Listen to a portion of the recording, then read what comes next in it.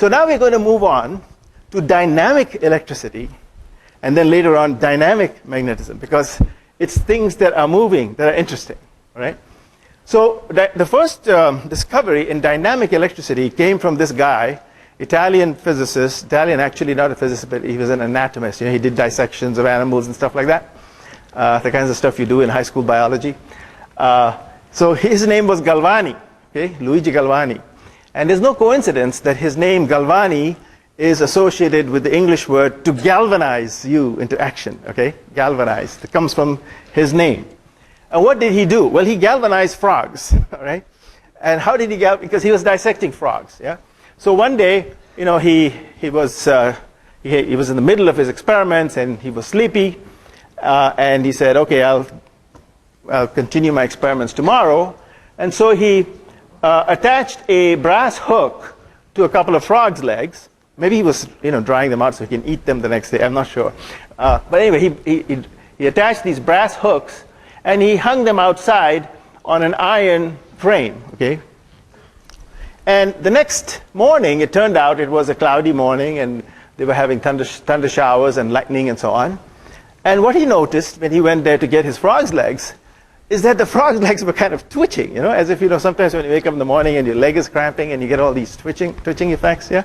These frog legs were literally twitching, yeah, in the thunderstorm.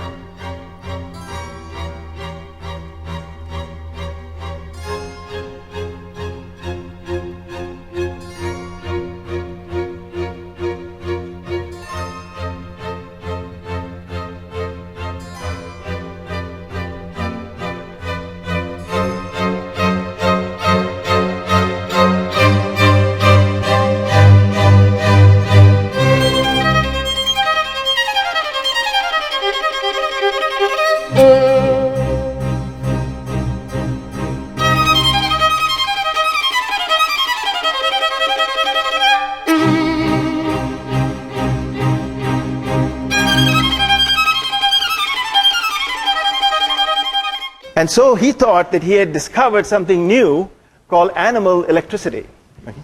And I won't go into the whole story because he spent, you know, a lot of time discussing it and writing papers on it and all that. But the bottom line was that he was wrong. His discovery was good, but his interpretation was wrong. And the person who made the correct interpretation of what he had discovered was his compatriot Alessandro Volta, okay, also another Italian. And you get his name Volts from Volta, okay? And what he found out is that you don't need frogs' legs, okay? You can take away the frogs' legs, and what you really need is the brass and the iron. You need the two different metals, okay? And you don't, instead of the frog's leg, you just have some kind of mixture, liquid mixture that conducts, in the modern terms, conducts electricity. But some liquid mixture, and what he did then was he took two beakers of salt water, or brine as they call it, salt water, and he put different metals in them, one copper and one zinc. And what he noticed was that he could actually produce the same effects if he stuck a frog's leg in here, or he could produce more interesting effects. But what was really happening is that electric charge was moving from one metal brine combination to the other, and this is the essence of your battery, okay? And what Galvani had done was he had activated electric currents between these two metals, between iron and brass, and the electric current between these two elements was twitching the frog's legs, okay? And you can have many other effects of electric current, some of which Volta explored, but the basic idea is that he filtered down the essence of what was happening, and then from there he came up with some sort of wonderful new applications of how to use the electric current, which in modern terms is just charge moving from one place to the next. In modern terms, since you know about electrons, it's excess electrons moving from the zinc into the copper, and when the excess electrons move, you get electric current.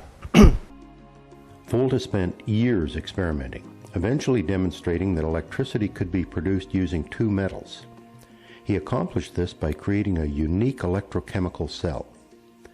He produced a detectable electric current with discs of copper and zinc separated by fabric that had been soaked in salt water.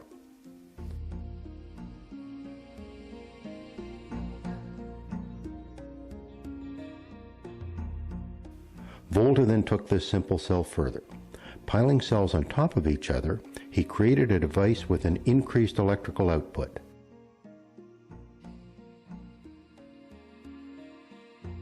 Called the voltaic pile, Volta had created a practical battery consisting of multiple cells. No one at the time could imagine how important this invention would become. I think it is enough to light a high-efficiency LED. Remember that LEDs are polarized.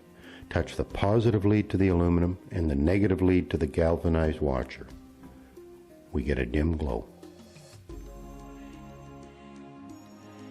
4 batteries in parallel yield the same voltage as a single battery, but the current is now increased. The LED glows brightly. As we have discovered, individual cells can be organized to create any voltage or current requirement. Assembling cells in series increases voltage. Assembling cells in parallel increases current. The battery cells in hybrid electric cars, like this Prius, are connected in series and parallel. Custom versions of these batteries can be configured to produce over 200 volts with 80 amps of current. The cells in these batteries use exotic materials and sophisticated chemistry, but we can trace their origins to the basic metals and salt water of that first voltaic pile. So he then constructed all sorts of interesting experiments to do, interesting applications to do with these electrical currents. So for example, if he flowed the electric currents through a wire, he could make the wire hot. And so that way you could use the wire to heat things up. And that's the basis of your electric heater in your apartment, if you have an electric heater. Or if you really heated the wire in here up very much with lots of electric current, it would actually light up. Okay? I won't show you these experiments because you've all seen a light bulb. Okay? And then he demonstrated the power of this electricity to this guy, who was Napoleon, actually. And he went to France, because he became very famous for all his applications of electricity. And Napoleon, perhaps it was Napoleon that suggested to him the name, because after all, Napoleon was a military man, you know, and he would have batteries of soldiers. And so what Volta had done was he had assembled a whole battery of cells, you know, zinc, copper, zinc, copper, zinc, copper, of discs. And when he assembled them in the cylinder, you know, it was like soldiers lined up, and then the soldiers produced a lot of electricity, and he called this the battery. And that's how the name battery comes about, okay? And volts comes about. All right, so we have electric current, and it's a very, very interesting application. The first time that we have something moving in electricity and magnetism, namely electric charge. And now we come to several very, very fascinating experiments, again, discovered first by accident, okay? And this guy, his name is he's a Danish physicist. His name was Hans Christian Ørsted. And he was actually doing experiments with the wire carrying electricity and trying to explain to his students how the wire carrying electricity would heat things up and so on. And he happened to notice something accidentally when he did that, and he really had a hard time understanding it, so he went home and he did all kinds of different experiments with it.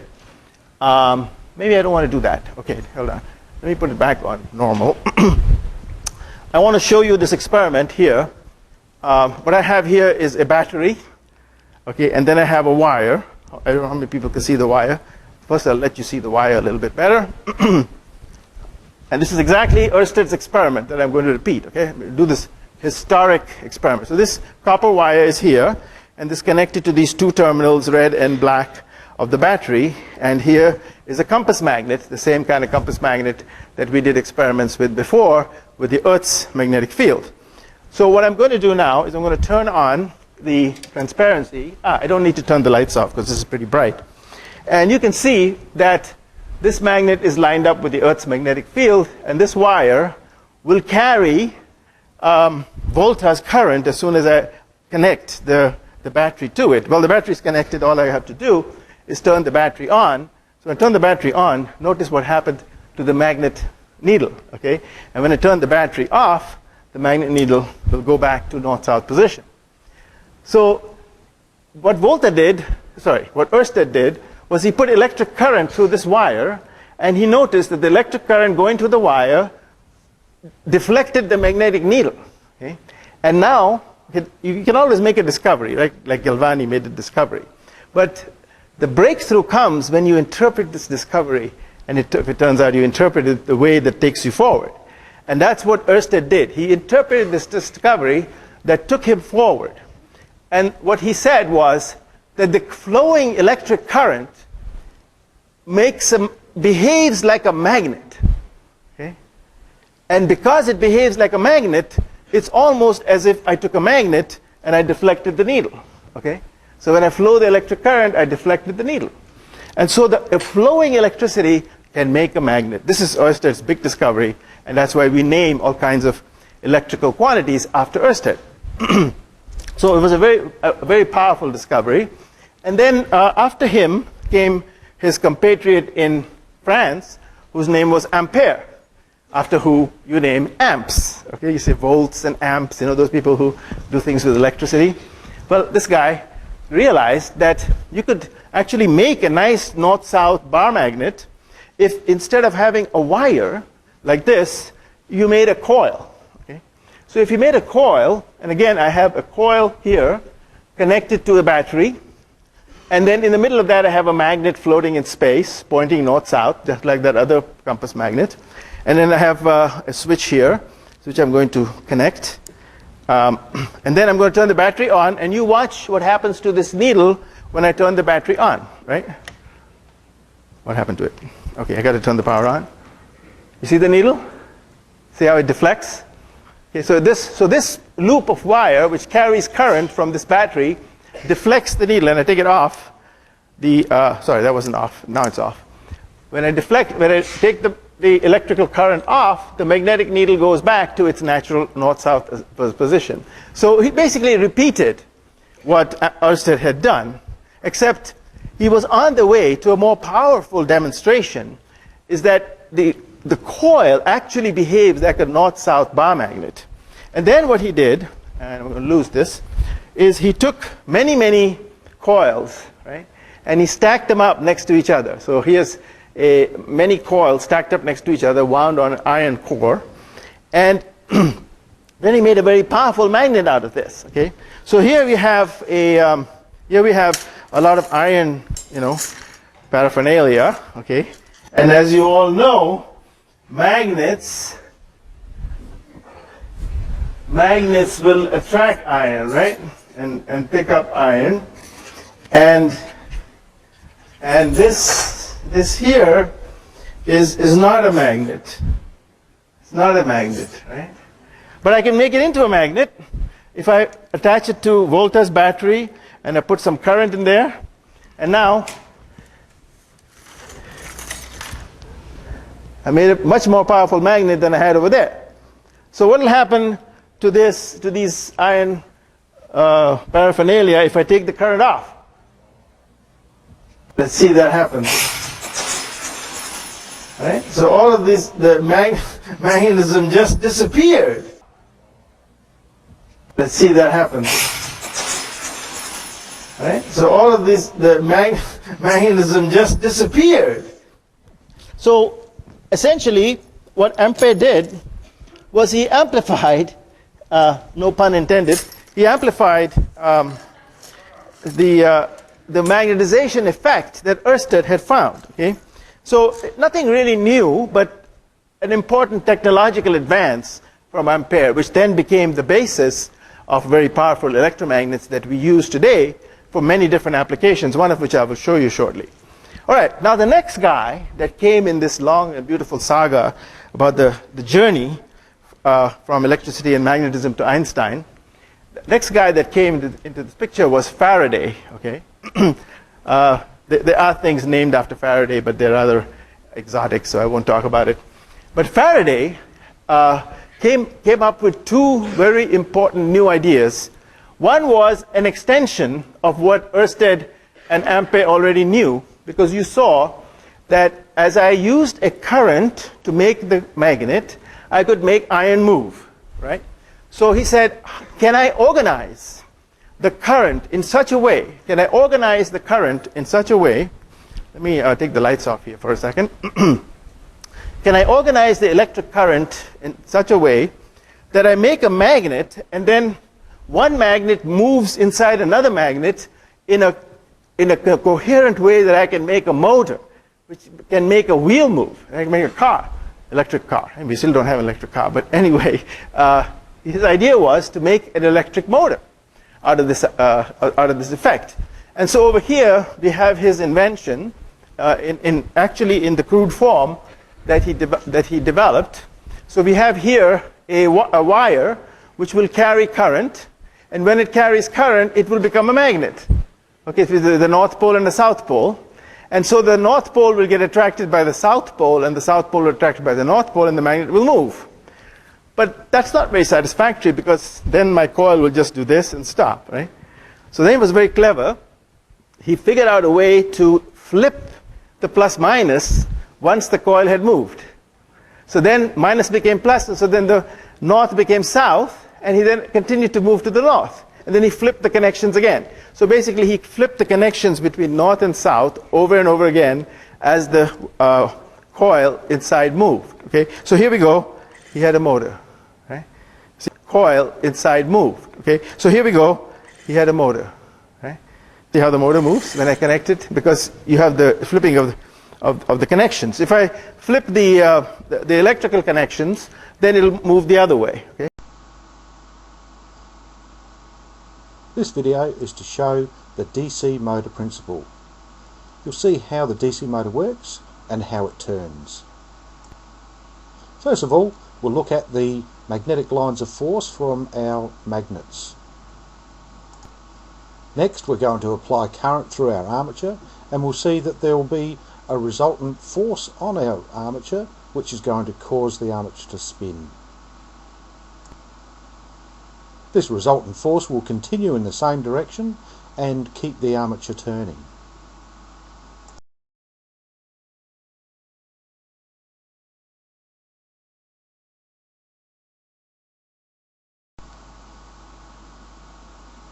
You can see once it reaches this point, there is a gap in the commutator, and there will be no more current temporarily through the armature. At this point, it relies on the inertial force of the armature just to move it over so that it will recontact once it spins that little bit further. Now you can see the brushes have recontacted the commutator, and the current is going in the opposite direction through the armature. However, it's still relative in the same direction according to the fields, and this will keep the motion going in the same direction, and around it'll go. And so Faraday, brilliant fellow that he was, he made a motor out of Ørsted's effect.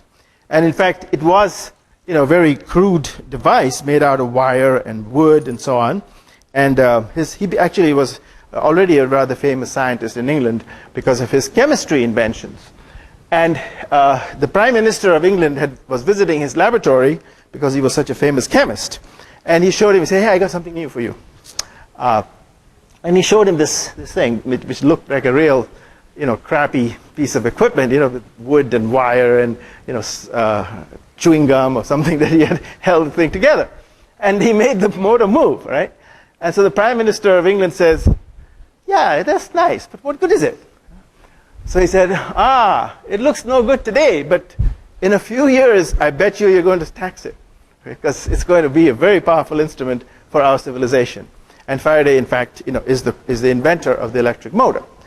Now, I'm going to go just, I'm trying to distinguish here between inventions and physics discoveries. Okay? So, solenoid of Ampere was an invention, but Ørsted's connection between electricity and magnetism, that's a physics discovery. Okay? So you need to be able to figure out the difference. So this motor of Faraday's is an invention. Now I'm going to show you a physics discovery of Faraday's. And that physics discovery came because Faraday asked a very, very important question. And that very important question that Faraday asked was that electric current is moving charge. Okay, so moving electric charge is electric current, and it generates magnetism, as I showed you. Okay, so is it possible that I can use a magnet to generate electric current? So now he's really trying to look for a symmetry between electricity and magnetism. And now I will show you his experiment where he used a magnet to generate electricity. So I will need that overhead projector now, and I will show you what he has here. First, let me just show you what he has here. He has various coils, various solenoids that Ampere had made, and here he has a meter that deflects when you have electric current flowing through it because it becomes a magnet. So I'm going to put it here, get rid of this wire, and put it on here. And you all can see the electric current there. Let me focus it a little bit better. There. All right. So he brought this magnet nearby, these coils, and he tried to generate some. Sometimes he got some electricity, and sometimes he couldn't get electricity. Then he made more and more powerful magnets, and he tried, can't believe this, he tried for 10 years to generate electricity from a magnet, okay? And then one day, he discovered by accident, he had the coil in there. And when he put the coil in there, he saw the needle deflect. And he observed it carefully, yeah? And then when he took the coil out, he saw the needle deflect. And he said, it's the magnet moving in and out of the coil that will cause electricity to flow. Yeah? So now he can make electricity permanently with a motor that does this. Okay? Or he can make less electricity or even less electricity if the coil is less powerful. But he had made the dynamo, okay, the generator of electricity, by moving a magnet in and outside a coil. Right? And this is two great steps in one, because first of all, he proved that a magnet can make electricity if you move it. And secondly, he showed a very powerful invention, which then became very used to generate electricity. So, when the Niagara Falls, when the water falls on Niagara Falls, it turns the turbines. And when the turbines turn, they move magnets in and out of coils, and they generate electricity in your coils and a high voltage, and they send that electricity to your house. So he had invented all of that. But now Faraday made another wonderful another wonderful discovery. And that was, he was really interested in what it is that goes on around a magnet. Why does a magnet attract the iron? What goes on around the magnet? And he was the first guy who did this very famous experiment, which you've all seen before. I'm going to do that for you. You have a glass plate, and I'm going to put a powerful magnet underneath it, the magnet that I use to generate electricity. I'm going to put that underneath here, so you can see the magnet there, and put things in focus. And he realized that what's going on between this magnet is that, if you take a needle, a compass needle, it will normally point north and south. But if you put it near a magnet, it's going to point towards the poles of the magnet. Yeah? You see how it points towards the poles of the magnet? And if you put it in the middle, it points sort of like parallel to the magnet. Okay? So something is going on between one pole and the next. Okay? Something is some kind of fluid. He actually first thought of fluid. Some kind of fluid is moving. You can't see it. Some kind of fluid is moving between one pole and the next, and carrying with it the the compass needle to move like this. Yeah. So then he had an idea that instead of these compass needles, why don't I just take some powdered iron, like pepper, and sprinkle it on top of the magnet. Okay? And voila. He had made the first picture of the magnetic field. Right? This is a magnetic field. You've all seen this before, but I want you to really take that leap of thought with Faraday and realize that along with the magnet, there's something in the space around it that you can't see, that you can't feel with your hands and so on. Okay? But nevertheless, it's there and it's real, and what it does is it takes tiny particles of iron and lines them up. Or it takes a needle of a magnet and lines it up to make this beautiful pattern. Today we can mathematically derive this pattern, okay? Because we know the laws of magnetism and so on. And he did a similar experiment with the charge, with the flowing electric current, because he knew that a flowing electric current is just the same as magnetism. So now you have here, if I move this out of the way, I'll get iron all over my hands, and put this in focus. All right, so I've got random bits of iron over here, and then I'm going to flow electric current down this and through the paper, okay, through the paper into the board. And here's my power supply. And it's, again, I'm making a magnet, and if I turn on, all right, here we go. Now we've got current flowing, and if I shake this, you see what happens to the iron filings? They make circles. They make circles around the wire. So if you have a wire carrying a current, you've got these circles of magnetic field, and that's what was deflecting the iron needle. It's the circle lines of magnetic field. Okay? And that's what Faraday demonstrated, is that you have associated with any magnet or with a current, moving current wire that produces a magnet, you have a magnetic field. Okay? And with that magnetic field, you can generate all these forces which then attract other magnets and attract pieces of iron and so on. So that was Faraday's beautiful experiment. And now comes your first question. You've all seen this wonderful picture, all right, of when you go to science museums, right? You go and they do something to you and your hair stands up, right? Okay. So the question is, when the girl acquires, it's because he gets charged up, right? So when the girl acquires electricity, why does her hair stand up? All right. So what did you guys say? Wow, D. Okay, that's because the strands of the hair acquire electric charge and they all repel each other. Yeah, exactly. So what's happening here is I'm using this girl's blonde hair, right? I actually asked one of you to volunteer for this experiment, but I didn't get any volunteers, so we just have a picture. But anyway, we're using this girl's blonde hair to make the same picture that we made with the iron filings for a magnet. Except now we are producing a picture. We are visualizing electric field. Okay, that's what that is. These are lines of electric field that go out of her head because she is actually going out of here. And that's the experiment I have here, except that instead of one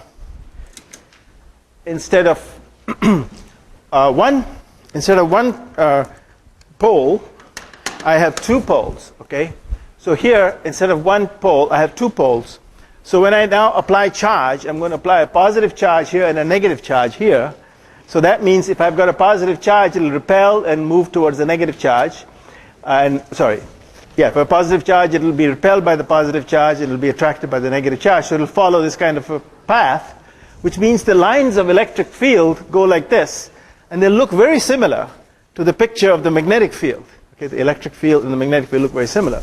So if you remember, I had this static electricity device with which I made sparks last time, right? I'm going to use that same device, but here I've got one terminal connected to the positive and one terminal connected to the negative. So one of these is going to be positive, the other one's going to get negative, and I'll charge it up, right? So if I do that, we want to see what happens to the sawdust as I charge it up.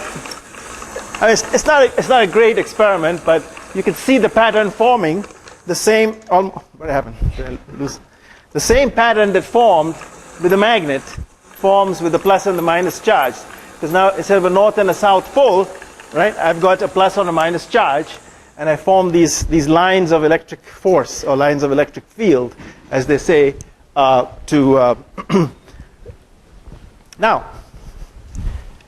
So what I've done is I've shown you, I've visualized for you what electric field is and what magnetic field is, okay?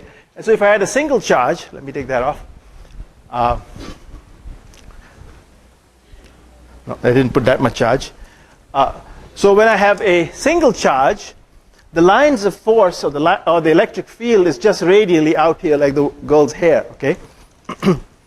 And when I have this dipole, which I showed you, I form this pattern, which I produced with, on the sawdust. Now, come to the final experiment, and this is going to be a simulation. No, not really. I'm going to do a simulation first and then an experiment, where we come to this guy Maxwell, who said, moving charge, electric current, produces magnetism. Moving magnetism produces electricity. Electricity and magnetism are one and the same thing. And he calculated from these electric and magnetic fields, he calculated what should happen if you have a plus and a minus charge constantly moving back and forth. And I'm going to visualize that for you with this very nice tool. It's a mathematical tool. It's a mathematical simulation where I have a positive charge here, okay?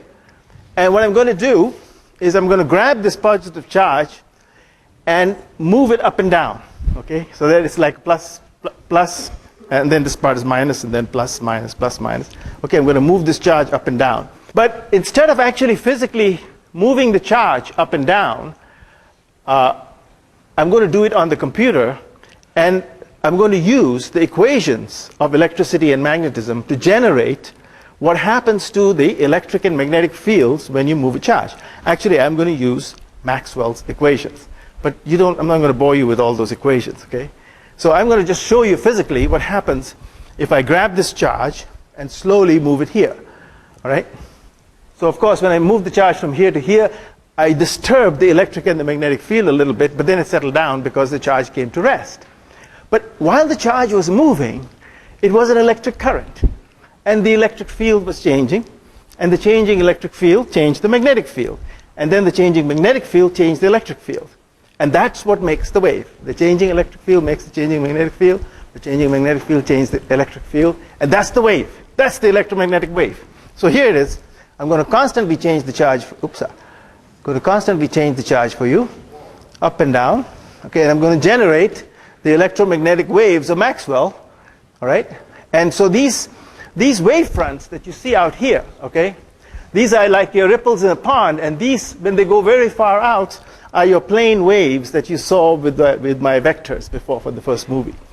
So that is the conclusion that Maxwell came to, is that if you move electric and magnetic charges, one effect will create another effect, and the other one will work backwards and create back the electric field and magnetic field and back and forth. And then he came with this remarkable realization that he could solve the equations of electricity and magnetism, which I won't show you. But the most important conclusion that he reached for us is that he could calculate the speed at which that wave propagates, okay? Because he knew the equations with which electricity changed into magnetism and vice versa. And he determined that speed, he actually determined a number for that speed, So just by using the laws of electricity and magnetism, he determined the speed of light. He says, I have an electromagnetic theory of light. So he was the first person to show that light is really the same as electromagnetic waves, and that all the properties of light in solids, crystals, and empty space follow directly from mathematics, and the speed of light is predicted. All right, so now instead of making that moving charge, I'm going to do it now for real, okay? And I'm going to show you that I'll have a plus charge here and a minus charge there, and they're going to oscillate back and forth and generate radio waves, okay? And then you guys turn on your cell phones and listen. Then I'm going to take this cell phone, right? Very, very primitive, right? Because my radio wave has a huge wavelength, okay? I'm going to take this cell phone here and receive those radio waves and convert them back into an electric current. And then that electric current will light this little lamp, all right? Okay, so let me turn the lights down a little bit to projection, let's say. And first I'm going to turn on the antenna, which is, now you have an oscillating charge, okay? Charge moving up, down, up, down, up, down, okay? Now when I have it far away, the waves are weak. But when I bring this receiver close to the sender, You see, I generate electromagnetic waves which are picked up by this antenna, and the electric current is moving back and forth, and lighting up this little lamp. Okay, so I move far away, current is gone. If I move closer, light up the electric current. So these are I've now visualized for you the electromagnetic waves. I'm going to do this a different way. This one may not work so nicely. Okay, here I've got a coil like Ampere's coil, and inside I've terminated that coil in a light bulb. Okay, so I'm going to take this coil and move it up in and out of a magnet really fast. Okay, so I'm generating electromagnetic waves, electric current in here, and that electric current will light up that bulb. But I don't know if I'm strong enough to go fast enough. Okay, but let's try. Tell me if it lights up. Did it light up? To go fast enough. Okay, but let's try. Tell me if it lights up. Did it light up?